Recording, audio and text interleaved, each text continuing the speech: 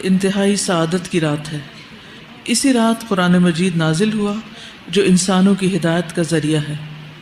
لیلۃ القدر خیر من الف شہر، لیلۃ القدر 1000 مہینوں سے زیادہ بہتر ہے۔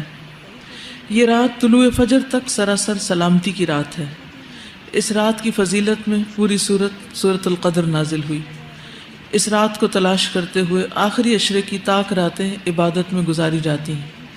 اس رات میں جبریل علیہ السلام اور فرشتے خیر و برکت اور رحمت کے ساتھ اترتے ہیں، جو تعداد میں نہایت کثیر ہوتے ہیں، بہت زیادہ ہوتے ہیں۔